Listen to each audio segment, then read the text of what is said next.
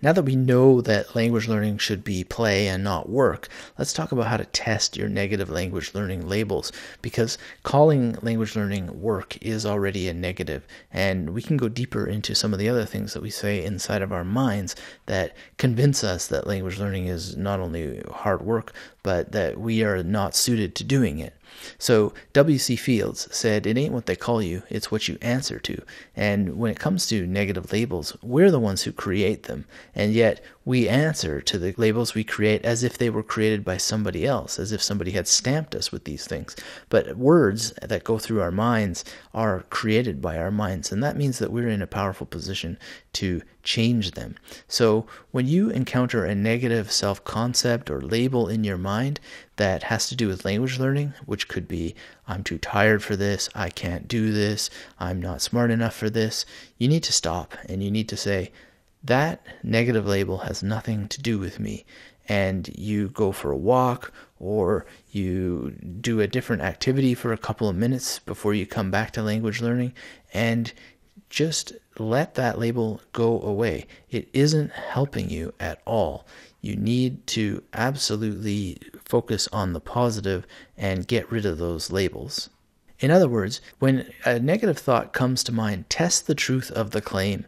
It may be that at some point in your life, a negative label had been true, like maybe I'm too lazy for this. Maybe at some point in your life, you had been too lazy to do something like language learning. But you can ask yourself, is this true now? And chances are it won't be true now. You're probably at university, or you're busy in your job and you're not lazy at all, but you're using this negative label to stop yourself from making forward progress. And another example would be, I'm a loser, or something like this. And that may have been true once upon a time, but is it true now? And it probably isn't. It probably wasn't true before either. But the point is that you catch yourself in this label that you've made yourself in your own mind, and then you remove it and take it one step further for language learning. Like, for example, people say, I can't learn a new language.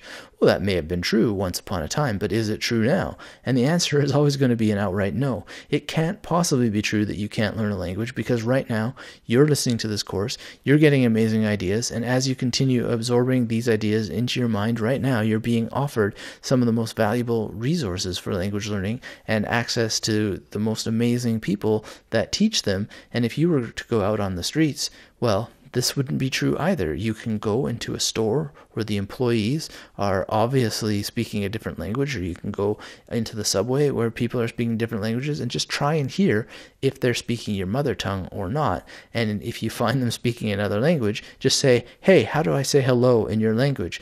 And then get them to write it down in your notebook or repeat the word back to them. And that's it. You are learning a new language. You can do it. And you just need to remove that negative label and put on the positive. So catch yourself when you're saying negative things about yourself. And this is more than just language learning. We have a problem in humanity where we tell our things such negative, terrible things. And you just need to identify it and stop it and remove those negative labels and self-assumptions and test them. Test them and say, this may have been true once upon a time, but is it true now? And that's a very, very powerful tool, not just for language learning, but for all kinds of situations in life.